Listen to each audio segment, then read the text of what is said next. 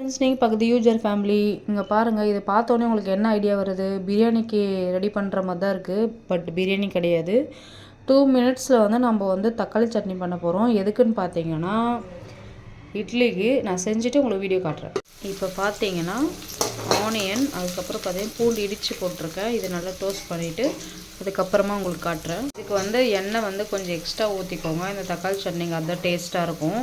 இது கண்டிப்பாக வந்து செஞ்சு பாருங்கள். இது என்னோடய அம்மா ஸ்டைலில் வந்து நான் செய்கிறேன். ரொம்பவே பிடிக்கும் எனக்கு இட்லி செஞ்சால் சின்ன வயசுலேருந்து. நீங்கள் ட்ரை பண்ணி பார்த்துட்டு எப்படி இருக்குது சொல்லுங்கள். இது நல்லா வந்து செவந்து வரணும், அதை ரோஸ்ட்டாக வரணும். அதுக்கப்புறம் நம்ம தக்காளி போட்டுக்கலாம். இப்போ பார்த்தீங்கன்னா தக்காளி போட்டுக்கலாம். இது போட்டு நல்லா மையாக ஆகட்டும். அதுக்கப்புறம் எப்படி பண்ணலான்னு சொல்கிறேன். ரொம்ப ஈஸி தான். டக்கு டக்குன்னு செஞ்சுட்டேன். பார்த்தீங்களா, 2 நிமிஷத்தில் நம்ம செஞ்சிடலாம். நீங்களும் செஞ்சு ட்ரை பண்ணி பாருங்கள். இப்போ எப்படி இருக்குன்னு பார்க்கலாம். நம்ம பெருசாக போட்டிருக்கோம் தக்காளி. இப்போ எப்படி இருக்குன்னு பார்க்கலாம். இது 2 நிமிஷத்தில் செஞ்சிடலாம். இட்லிக்கு வந்து ரொம்ப டேஸ்ட்டாக இருக்கும். இது ஹைலைட்டே பார்த்தீங்கன்னா தக்காளியில் குழஞ்சி அதில் இருக்கிற புளிப்பே சூப்பராக இருக்கும், டேஸ்ட்டாக இருக்கும். அதுக்கு தான் எண்ணெய் வந்து கொஞ்சம் எக்ஸஸாக ஊற்றுங்கன்னு சொல்கிறேன். ஓகேங்களா, இப்போ பார்க்கலாம் வாங்க. இப்போ பார்த்தீங்கன்னா தெரியும், இது எல்லாமே எவ்வளோ பெரிய பீஸாக நம்ம போட்டிருந்தோம். இப்போ மையாக வந்திருக்கு. இன்னும் நல்லா மசிஞ்சு வரணும். மசிஞ்சு வந்த பிறகு நான் என்ன பண்ணலான்னு சொல்கிறேன். இது 2 நிமிஷம் வீடியோ தான், ஆனால் உங்களுக்கு ரொம்ப லென்த்தாக பேசி நான் போடுறேன் ஸ்லோவாக. நீங்கள் வந்து 2 நிமிஷத்தில் டக்குன்னு செஞ்சிடலாம். இதை ரொம்ப ஈஸியாக இருக்கும். தக்காளி கொஞ்சம் எக்ஸஸாக போடணும், அவ்வளோதான்.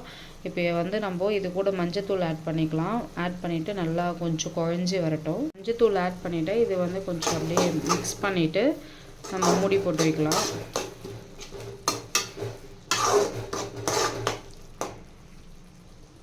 கூடவே வந்து நம்ம இட்லி ஊற்றிடலாம். இது பசங்களை வரைக்கும் செய்கிறேன், அதனால் 2 தட்டு ஊற்றிருக்கேன். மாவு வந்து இவ்வளோ தான் இருக்குது. நம்ம ஊற்றிட்டு இப்போ இதை வேக வச்சிடலாம். ஈஸியாக இருக்குது இந்த மாதிரி இட்லி குக்கரில் செய்கிறது. கண்டிப்பாக ட்ரை பண்ணி பாருங்கள். வேணும்னா நம்மளுக்கு எக்ஸ்ட்ரா ஊற்றிக்கலாம். 2 தட்டு இட்லி குக்கரில் வச்சிடலாம். சென்டரில் வச்சுட்டு இதை மூடிடலாம். இது நல்லா சவுண்ட் வரும். ஒரு 10 நிமிஷத்தில் ரெடி ஆகிடும். பார்க்கலாம். இந்த மாதிரி வந்திருக்கு. இந்த ஸ்டேஜில் வந்து நம்ம 1/2 ஸ்பூன் கம்மியாகவே நம்ம மிளகாய்த்தூள் போட்டுக்கணும்.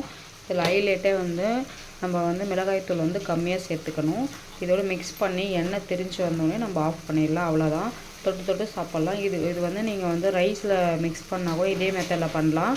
ஏன்னா வந்து நம்ம தண்ணி எதுவும் ஊற்ற போகிறதுல ஆயில் எதாவது இதுவாகுது.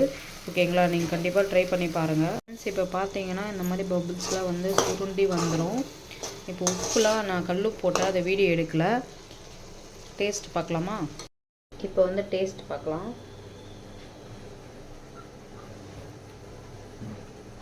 செம்ம டேஸ்ட்டாக புளிப்பாக இருக்க இட்லி சூடாக அப்படியே தொட்டு சாப்பிட்றலாம். நீங்கள் கண்டிப்பாக ட்ரை பண்ணி பாருங்கள். இந்த வீடியோ பிடிக்கும்னு நினைக்கிறேன். பிடிச்ச நம்ம சேனல் சப்ஸ்கிரைப் பண்ணிக்கோங்க. பக்கத்தில் பெல் ஐக்கானை கிளிக் பண்ணி தொடர்ந்து வீடியோஸ் பார்த்துருவாங்க. தேங்க்யூ.